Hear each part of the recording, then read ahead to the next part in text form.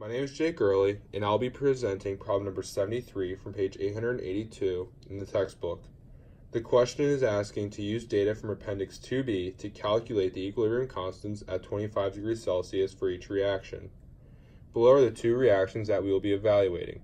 To better understand what the question wants, we need to determine what it's asking exactly, and it's asking us to calculate the equilibrium constants at 25 degrees Celsius for each reaction. In order to calculate that, we are going to use a couple different equations. However, before we look at the equations, we should understand what units we are using. We're going to be using joules, moles, Kelvin, kilojoules, and Celsius.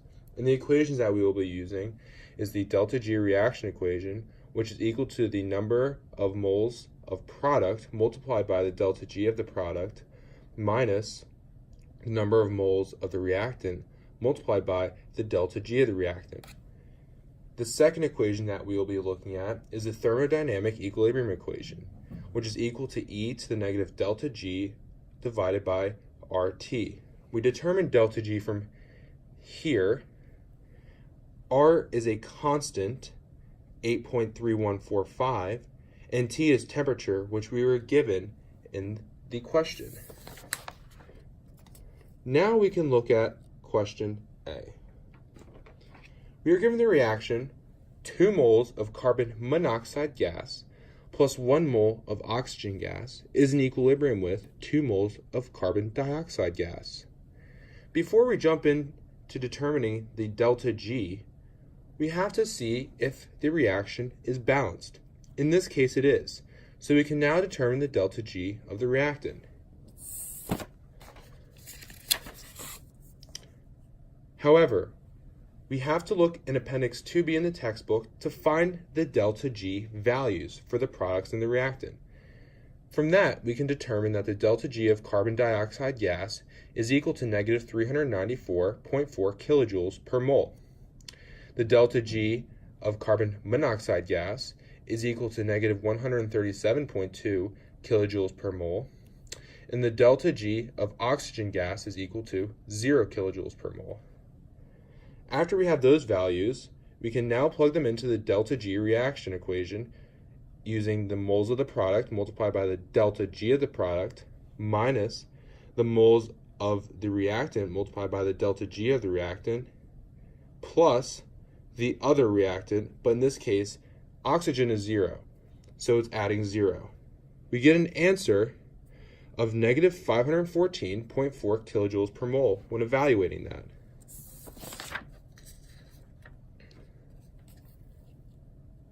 We can now plug it in to the thermodynamic equilibrium equation. We have delta G, R, and T. But wait a second, we can't just plug them in because the units don't cancel. We know that the equilibrium constant is unitless. So, in order to do that, we convert kilojoules per mole into joules per mole. R, we keep the same because it's already in joules per mole, and temperature we convert from Celsius to Kelvin. That way, all the units cancel.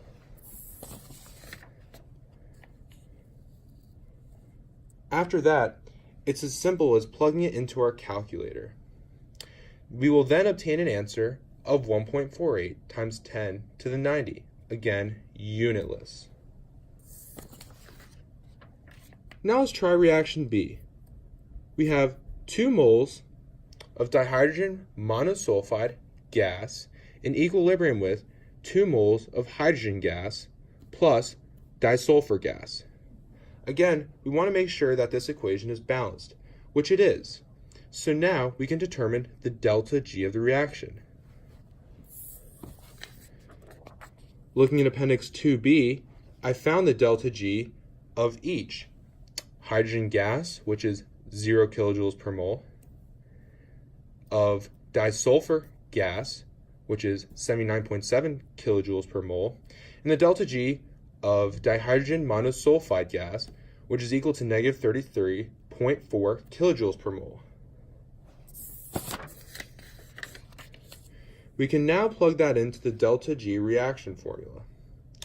We have our products here minus our reactants. Each delta G is multiplied by the number of moles. You don't see any numbers here because each one is multiplied by 1. However, dihydrogen monosulfide is multiplied by 2. After calculating that, we get an answer of 146.5 kilojoules per mole.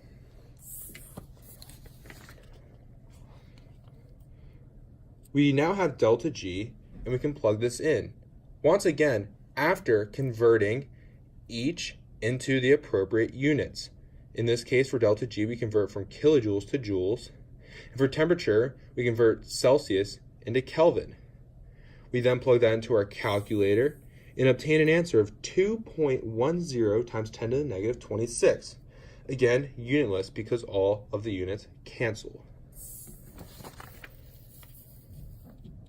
Thank you very much for watching, and just to reiterate, we found the equilibrium constant by using the thermodynamic equilibrium equation.